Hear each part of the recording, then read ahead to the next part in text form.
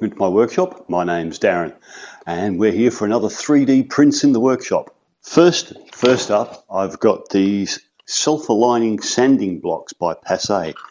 They're really good. You can see I put some rubber on the bottom there, just some adhesive back rubber. If you unscrew the top of these, we go like so. You can see it's got like a little lip. You fold the sandpaper around, you can see one that's already done there. Clamp it all back down, and the reason it's self-aligning, of course, is this piece just, well, it can't go any other way. See, so they've been nice enough to include the sandpaper size that we need on the bottom, and just inside of PaSe slicer, I've added a grit size to the top, and I've made 3 of them. Admittedly, the first one I actually wrote it in Texter, but I've put it on properly on the next 2. And I highly recommend these. They're great little sanding blocks. Hang on, let me screw it back together. All right, they're a comfortable hold in the hand. You can see it's got a nice little grip to it there. Not too big, not too small. Good for everything except very large surfaces, really. I'm very small, but everything in between, these are ideal. And I use them a lot now, so highly recommended. I'll leave a link in the description below. Recently, I made a video on cleaning saw blades. And in it, I suggested it would be really good to have a handle with magnets for picking up saw blades, and that I was going to make one. Well, I did. Here it is. It's very, very simple. Prints flat on the print bed like that.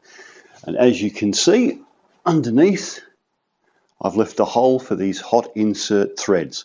I'll leave the dimensions of those threads in the description in printable so you can get the right ones. I chose not to do plastic thread in this one, because of the number of times it will be up and down with the magnets pulling against it, and I thought after a few uses perhaps the plastic thread would tear out, so that's why we've gone with the metal ones in this instance. They are easy to insert. You don't have to have a special attachment to your soldering iron, though that does help. All right, and so quite simply, I bought a pack of these neodymium magnets with a countersunk hole in the middle. There's a little pack of 4 from Bunnings, and as you can see, there's one I screwed on earlier.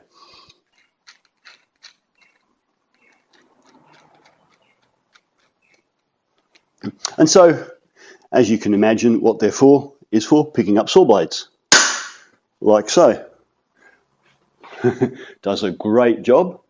Keeps your hands, because it's nice and tall, it keeps your hands out of any liquid that the saw blade might be in. That's why it's the size it is. Now, you might want to go with magnets that aren't quite as strong as this one. I think I've got magnets that are perhaps a little bit stronger than needed. You need to do that to remove it, but it's certainly not going to fall off. When you're not using it, you can store it somewhere as a little holder, like maybe for holding a tea towel or something else.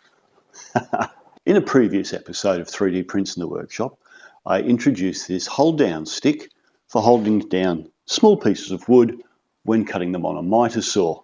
Now, I made it the size it was so as everybody could print one, but because I have a PaSe XL, I thought I'd make a much bigger one so it could span this gap here, which I will show you in a minute.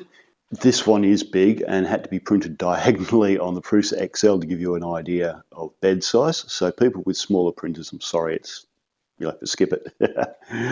But it's flat on the back, which makes it very easy to print on the print bed, whereas this one previously was curved and you had to use supports at the ends. So this one doesn't require supports. I would give it 3 to 4 external layers to make it very strong, and I've done a 60% infill. This thing is solid. Having the extra length allows me to bridge this gap at the end of the saw before the outboard support, which makes it a lot easier. If you have a look at the old one, you're kind of limited to about there.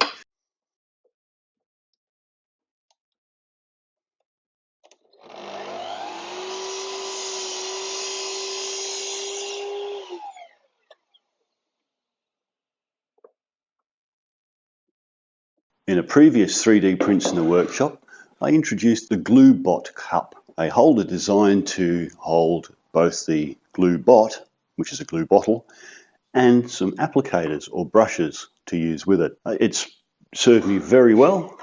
Now the Gluebot's empty at the moment, so there's no weight in it, But when there is, you can give these things a fair old tip without anything falling out, which is great. And recently, I bought myself a mini Gluebot.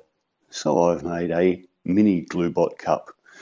I have found the mini Gluebot to be really good for joinery work. Great for things like dovetails and basically all your joinery joints. Ideal. So for my mini Gluebot, I've made a mini Gluebot holder. As you can see, there's a spot for brushes in the top.